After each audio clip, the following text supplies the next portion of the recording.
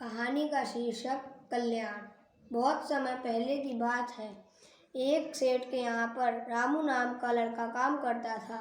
वह बहुत गरीब था, लेकिन जब वह मालिक रात को सो जाता तो रामू चुपके से 4 रोटी बनाता और खा लेता।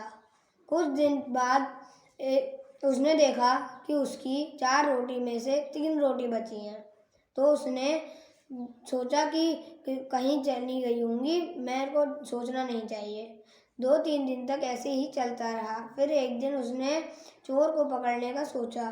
तब उसने देखा कि एक चूहा उसकी रोटियां लेकर जा रहा है।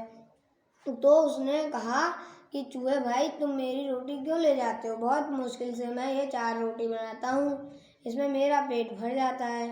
तो चूहे ने कहा कि अब तुम चुराते हो मालिक से, मैं तुमसे चुराता हूँ, तो तुम्हें अब मुझे बोलना नहीं चाहिए। ये कहकर चूहा रोटी लेकर चला गया।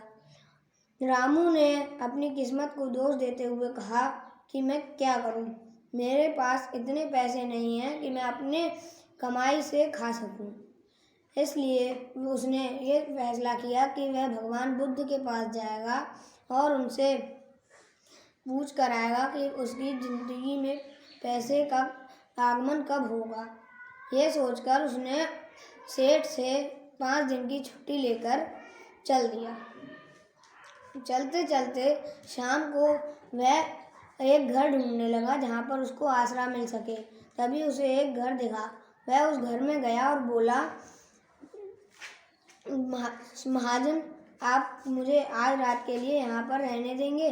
तो उस आदमी ने कहा, मैं तुम्हें जानता भी नहीं हूँ, तुम्हें कैसे घर में रख लूँ? रामू ने कहा कि मैं आपका विश्वास दिलवा सकता हूँ। मैं जा रहा हूँ भगवान बुद्ध के पास, उनसे अपने कुछ सवालों के जवाब पूछने।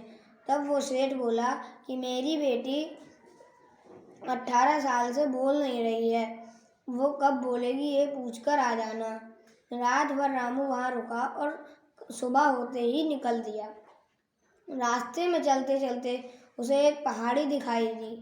उस पहाड़ी के पार जाना था रामू को। रामू ने देखा कि एक जादूगर अपनी छड़ी से उड़ रहा है। तो उसने जादूगर से बोला, श्रीमान, आप मुझे पहाड़ी के पार पहुंचा देंगे? उसने कहा, ठीक है।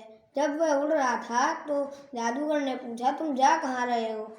तो उसने बताया कि मैं भगवान बुद्ध के पास जा रहा हूँ। तो जादूगर ने कहा कि मेरा भी एक सवाल पूछ लेना। मैं 1000 साल से पृथ्वी पर हूँ, लेकिन मुझे मुक्ति नहीं मिल रही है, मुझे मुक्ति कब मिलेगी? तो रामू ने कहा, ठीक है, मैं पूछ लूँगा। ऐसा कहकर जादूगर ने उसको पहाड़ी के पार छोड़ दिया। अब चलते चलते रास्ते में नदी आई। रामू ने सोचा कि मैं अब नदी पार कैसे करूं? नदी का बहाव तेज है, मैं बह जाऊंगा। तभी उसे एक कछुआ दिखा। कछुए ने कहा, क्या है लड़के? तो रामू ने बताया कि मैं उस पार जाना चाहता हूँ। तो कछुए ने उसको पार करवाई नदी। फिर कछुए ने पूछा, तुम जा कहाँ रहे हो? तो उसने कहा, मैं भगवान बुद्ध के पास जा रहा हूँ, उनसे अपने कुछ सवालों का जवाब पूछने। तब कछुए ने कहा कि मैं 500 साल से जिंदा हूँ इस कवच के अंदर, मुझे ड्रैगन बनना है, मैं कैसे बनूँ? तो तुम मेरे सवाल का जवाब भगवान बुद्ध से पूछ लेना। रामू ने कहा, ठीक है, और आगे बढ़ गया। अब वह भगवान बुद्ध के पास पहुंचा। भगवान बुद्ध ने कहा कि तुम मुझसे 3 सवालों के जवाब पूछो। तो उस लड़के ने सोचा कि वो लड़की 18 साल से बोल नहीं रही है, तो उसका सवाल पूछना ज़रूरी है। वो जादूगर 1000 साल से जिंदा है, उसको मुक्ति चाहिए, तो उसका सवाल भी ज़रूरी है। वो कछुए को ड्रैगन बनना है, उसका भी सवाल ज़रूरी है। तो उसने उन तीनों के जवाब पूछे। भगवान बुद्ध ने बताया, वह कछुआ जब अपना कवच छोड़ देगा तो वो ड्रैगन बन जाएगा। जादूगर जब अपनी झड़ी छोड़ देगा तो उसको मुक्ति मिल जाएगी, और लड़की जब अपने हमसफर से मिलेगी तब वह बोलने लगेगी। रामू ने सबके सवालों के जवाब लिए और चल दिया। रास्ते में उसे कछुआ मिला। कछुए ने पूछा, तुमने मेरे सवाल का जवाब पूछा। तो रामू ने बताया कि तुम अपना कवच छोड़ दो, तुम ड्रैगन बन जाओगे। कछुए ने अपना कवच छोड़ा, तब वो ड्रैगन बन गया। लेकिन कवच में हजारों मोती थे। तो कछुए ने कहा, मैं इन मोतियों का क्या करूँगा, तुम ले लो मोती।